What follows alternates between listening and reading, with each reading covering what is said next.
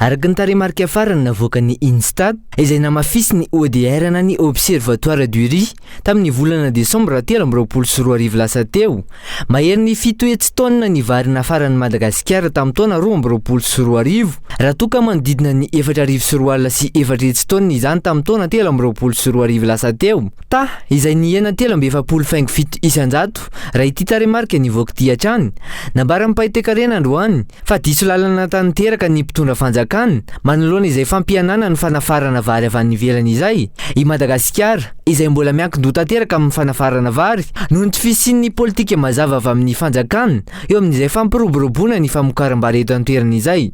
Milaza ny Instat hoe tena noho ny vokatra ny famokarana nandeha tsara dia nahena ny vary nafarana vokatra nandeha tsara ahoana moa tsy dia niova firy anie ny famokarana eto anatiny vao maika ary ny resaka lalana famoaham-bokatra ary anie vao maika sahirana ny tatsaha ka azadino anie apatsahivoko tsara fa ny 20 isanjaton'ny vary any eto ny famokarana vary eto atoerana any anie no amidin'ny tatsaha. Ny tatsaha nefa 20,7 isanjato ny vahoaka malagasy nefa 20 isanjato ny vokatra vokarany tsy tafavoakany. Misy olana anie zany fa maninona moa zany ny fanjakana tsy mitady vahaolana amin'ny hoe le vokatra tsy tafavoaka io.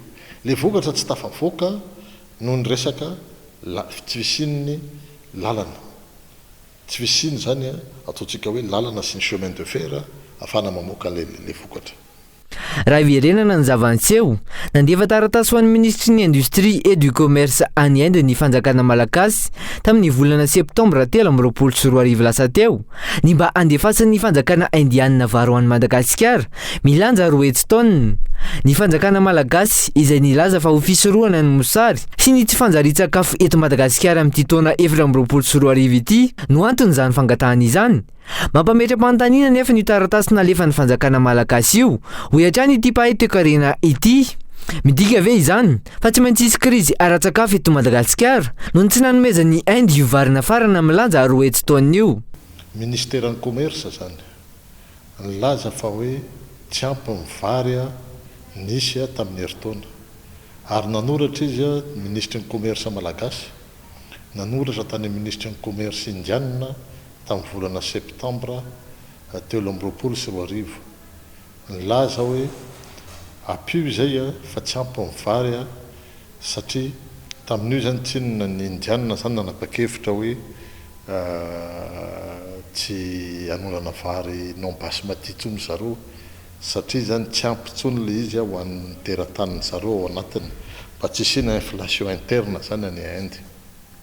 Dikan'izay ve tsy eka namitaka ve zany ministry ny commerce rehefa nanoratra tamin'ny tompony andraikitra indiana hoe raha tsy amidinareo aminay le 200,000 tonnes vary satria zay le ao anatin'le taratasy raha tsy amidinareo aminay le 200,000 tonnes vary dia tena miditra ao anatin'ny mety mosarena mihitsy ny vahoaka malagasy.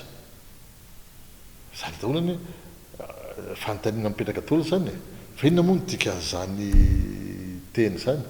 Tsy aivina ihany koa ny datin'ny 30 Jona 2024 lasa teo no nisy ny fifanarahana nataon'ny orinasa SPM anafarana vary milanja 10 tonnes niaraka tamin'ny orinasa indiana Ensel na ny National Cooperative Exports Limited. Tsy azo nitanterahana nefa ny fifanarahana io noho ny fandrarana fanondranana vary izay nodidin'ny gouvernementa indiana araka ny taratasy tamin'ny 20 Jolay 2024.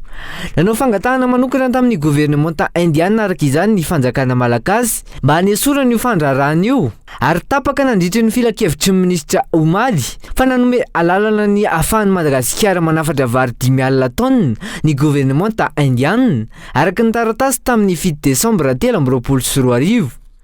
Raha ny fantatra ihany koa tsy mbola masana ny poniny eto Madagasikara ny vokabary izay vokarin'ireo tantsaha malagasy. Mbola ny 20 isanjaton'ny vary vokarina ihany no amidy eny an-tsena noho ny fanaovan'ireo mpandraraha fitehirizana fa eo ihany koa ny filan'ireo mpamboly amin'ny sakafo Isan'ny olana goavana ihany koa ny faratsin-dalana izay tsy mahatafavoaka ny ankamaroan'ny vokabary eto an-toerana. Fanontaniana mipetraka araka izany ny hoe mety anahoana ny fiantraikan'izay tsy fahampiam-bary izay raha toa ka mihena ny fanafarana vary avy any ivelany nefa tsy mahasahana ny mponina ny vokabary izay vokarin'ireo tantsaha ato anatiny.